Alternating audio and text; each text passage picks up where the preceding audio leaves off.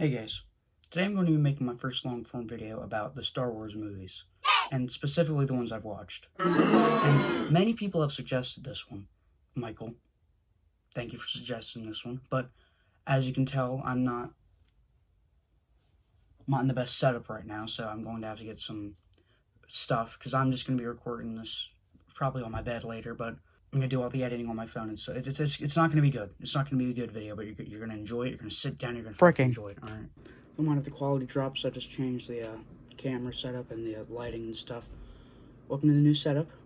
We have Yoda to show how much I love Star Wars.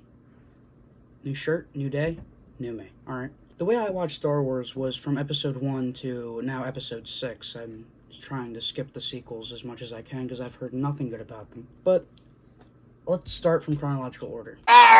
Episode 1 was good.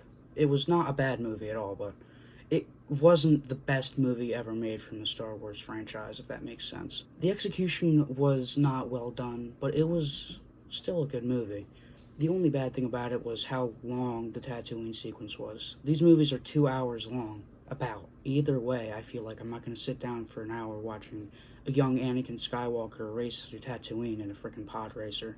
But Jar Jar Binks was also my least favorite, as was Mayonnaise, but I don't think it deserved death threats, as many of the people decided to do. On the upside, though, I do love seeing young Anakin and young Obi-Wan. I feel like it really adds that depth and character to them, with Darth Maul not really explored in the other episodes. I don't know why they decided to just add a character, but anyways, they had a little duel. He did a cool little flip thing, and a lot of people love that fight sequence for how, like, fast-paced it is in a way. It's not like Obi-Wan versus Darth Vader in the first movie or episode 4, but it still is a very good scene and a very good movie in general. Episode 2, I think it was Attack of the Clones. Episode 2 was not very loved by many people. I feel like the only good part about it was growing Anakin as a character and him being a little whiny teenager as he usually is. And that one scene, obviously, I killed all of them. Men. Not just the men, but the women. And the children, too.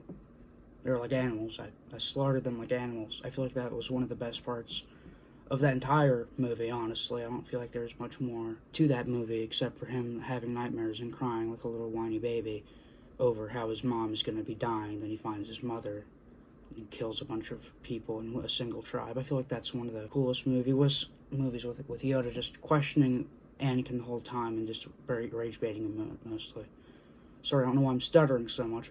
I feel like people don't like Attack of the Clones for how, like, drawn out it is with the sequences. Them going back to, I'm pretty sure this is when they go back to Tatooine, and they find his mom, and they have to fight all the people. Then Mace Windu defies all logic and just straight out murders Jango Fett. If you didn't watch this movie, I'm sorry. Go cry me a river, but you should have before watching this, because this is literally a Star Wars video, but, it was still a good movie. It's not the worst movie ever, but I feel like it could have been more well executed, because people have been waiting would have been waiting like 16 years to see another 3 movies. Episode 3.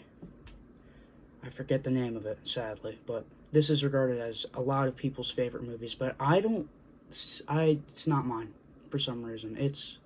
I do love the, growing of Anakin's attachment to the dark side, and, like, Palpatine, like, convincing him, and him being like, what have I done? After killing Mace Windu.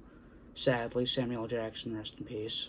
I feel like the story wasn't very rushed. I feel like it was not drawn out too far, but just, it didn't deserve 2 hours, if that makes sense. I feel like it should have been cut down to, like, a little bit less than that. Like, I'm not going to sit down for an hour just to watch Anakin cry the whole time about his wife dying. Also, I loved the fact that how, like,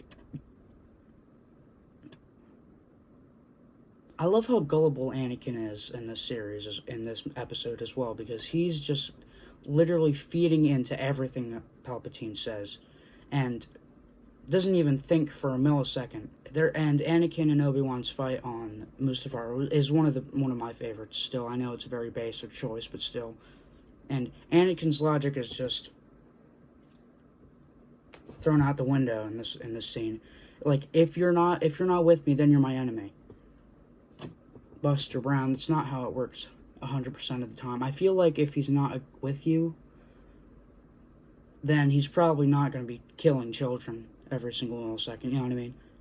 I feel like Anakin is kind of stupid in this movie. I feel like obviously we know him for being smart as Darth Vader. There's other ways of doing that, if that makes sense. Like, the way they do it is great, and I love the character development and all that, but the logic is gone, if that makes sense. I know it's like a really stupid argument. So Michael for the video idea, and yeah, that's my opinion on the first 3 movies. I'm probably gonna make the video on the original 3 trilogy, but not right now, I'm too tired. That's all my rush is. Thanks for watching. Love you guys.